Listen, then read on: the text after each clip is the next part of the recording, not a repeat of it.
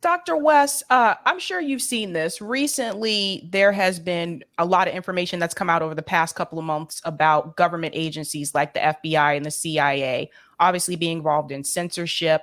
A lot of that was revealed in the Twitter files with the help of Matt Taibbi and Michael Schellenberger, to name a few journalists that handled that project. RFK Jr. has heavily come out to criticize the CIA. I'm sure you've heard his story about what he thinks happened to his father and his uncle.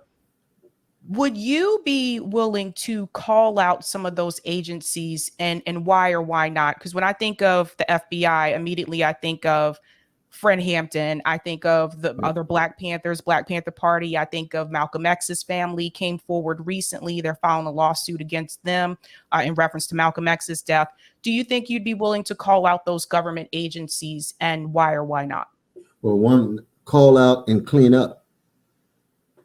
See, I come out chocolate side of Sacramento, California, Glen Elder, West Family, Shiloh Baptist Church, Black Panther Party right next door. I worked with them for 6 years. Breakfast program, Jamaica Plain, when I was in college in Cambridge. You see, the prison program in Norfolk, the same prison where Malcolm himself was. And meaning what? I haven't got over the murder of Bobby Hutton. June 6, 1968, 2 days after Brother Martin was shot down like a dog in Memphis. That's FBI, that's J. Edgar Hoover, that's COINTELPRO. We know that. I'm blessed to travel with Brother Stokely Carmichael, known as Kwame Ture, on many occasions. Had long discussions about what was going on in terms of FBI, and we ain't even got to the CIA and Lumumba yet. You see, so that it's a matter of casting a spotlight, cleaning out, and telling folk, okay, if you're concerned about protecting and serving the people, rather than containing those you view as radicals in order to preserve the empire, then you're in the wrong organization.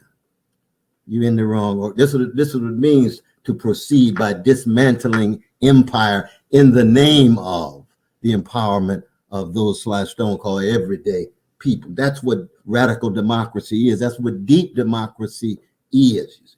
And so any structure of domination, and as we know, it comes in a whole lot of different colors. A whole lot of Brother Sharpton the other day. You remember the Tyree funeral? He said, I'm going to tell you what Martin Luther King Jr. saw when he went to the mountaintop. He got up there and he saw Barack Obama. He saw Kamala Harris. No, Brother Sharpton, love you, but get off the crack pipe again. That's not what Martin saw on that mountaintop. No. What did he see, Brother West? I don't know, but he didn't see that.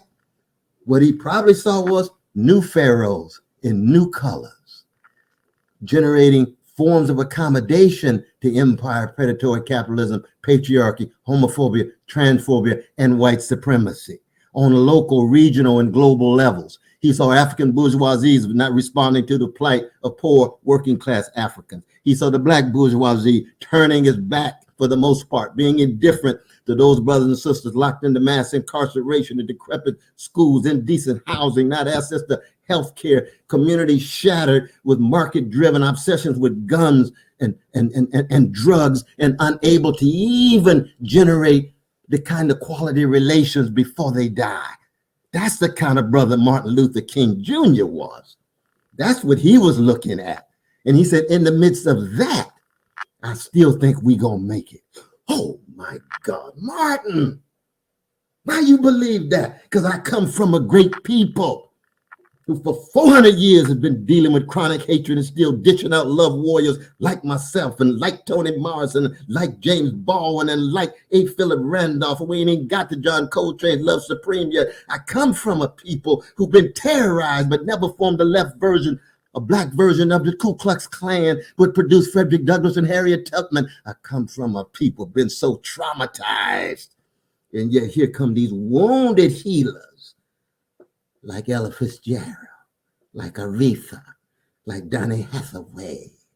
And we ain't got to Luther Vandross yet.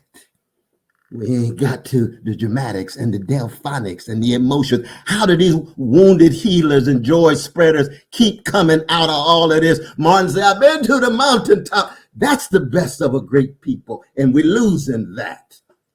That's what I'm telling folk today. That's the tradition. That if we don't get back to that, we lose everything. We lose American democracy. We lose the ability to have quality relations. We lose the species. We lose the planet.